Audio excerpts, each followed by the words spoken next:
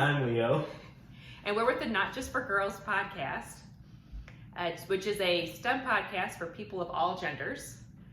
Today we're making a video of some science experiments you can do while you are stuck at home with objects that you probably already have.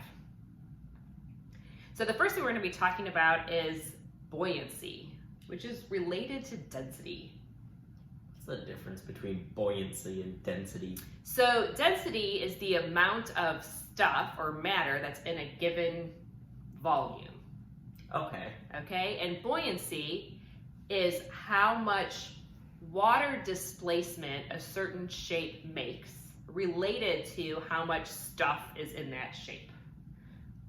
Okay, so that basically means like if you put an object in like water, the water is gonna rise slightly. Oh, okay, we're all good. It's gonna rise slightly because that object is displacing the water. Right, so when you put something in the water, it's gonna push some of that water out of the way to make room for the object.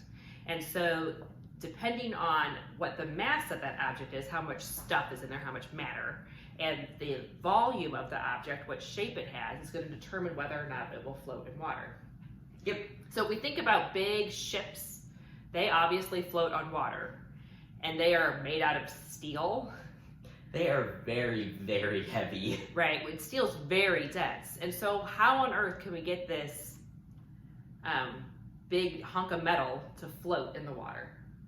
So we're gonna experiment using something that is not steel because it's easier to manipulate. We're gonna use aluminum foil. So I have a block of aluminum here. And if we look at this block of aluminum, which is a particular size and shape, so it's got a particular density. It's 2.5 centimeters. 2.5 centimeters on each side. So if we wanted to find the volume of that, we would multiply that by itself 3 times. Right, so or we would cube it. Exactly. So then we could find that volume. And then we could take the mass of it. If you had an ordinary kitchen scale, you would be able to weigh how much that weighs. Okay, so it is 43 grams. Yep. So if we take the 43 grams and we divide it by the volume. All right, so the volume is 2.5 times 2.5 times 2.5, which is 15.625 centimeters cubed. So if we take the 43 divided by 15.625, then we get 2.752 grams per centimeter cubed. Or grams per milliliter.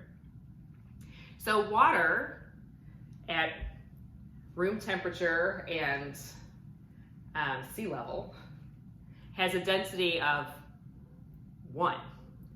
Because in the metric system, everything is based off of water. So it's a density of 1 gram per centimeter cubed. So clearly the aluminum is almost 3 times as dense as the water. So if we put this cube of aluminum into the bowl, it sinks. It sinks. All right, so how can we get a piece of aluminum to float?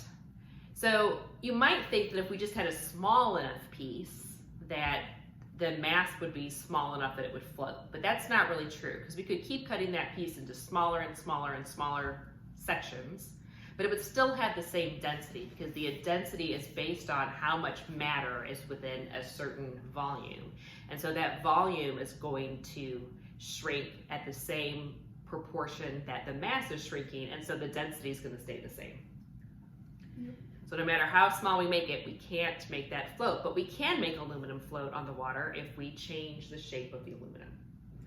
Exactly, because we are changing the buoyancy. Correct. So here I have a bunch of pieces of aluminum foil that we have cut. They are 9-inch squares, which was just a convenient size for our big roll of aluminum here. You can make your squares whatever size you want to, because again, the buoyancy is going to depend on the density, and the density is going to stay the same for the aluminum no matter what size you start with. Exactly. So if we take our aluminum and we make it into some kind of round ball shape, like this, we can place this in our bowl of water. And it floats. And it floats. So this actually has the same density as that cube. It's just spread out in a totally different shape now. So the shape makes a big difference to how well the aluminum is going to float. So the question is, can we ever make a shape of aluminum from one of these pieces that won't have enough buoyancy to float on top of the water? What do you think? I think we can. Okay, why don't you give it a go? All right, I'm gonna take this out. All right, so Leo's gonna see if he can make it as small as possible to show you that really this aluminum foil has a greater density than the water, so it will sink.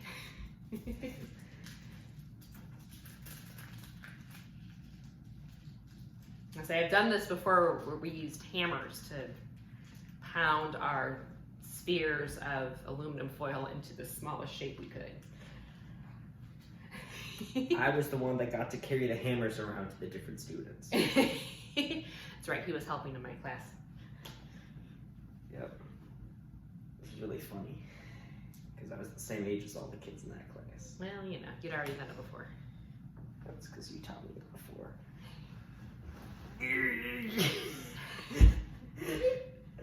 Alright, I'm gonna see if I can get one last bowl.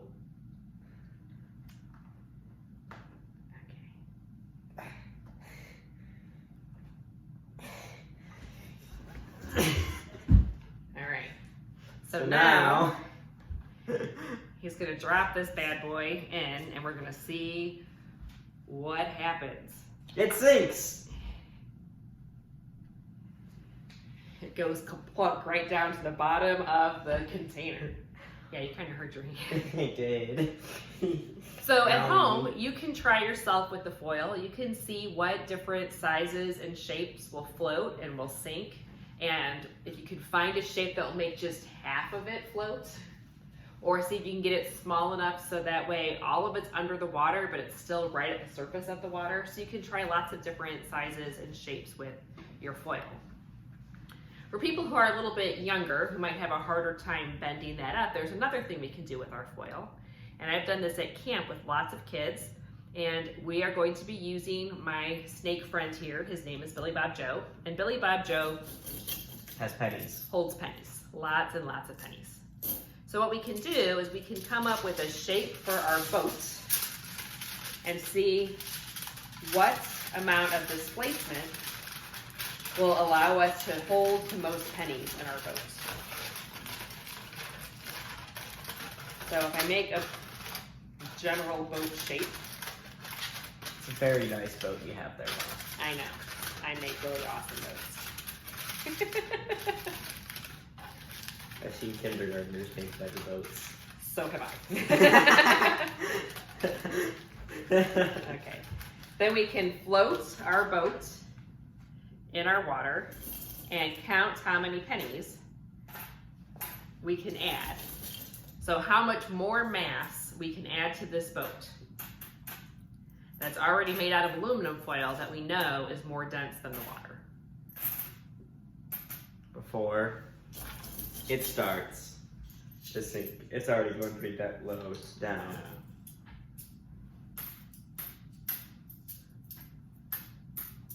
Oh, oh, oh, oh, and there it goes.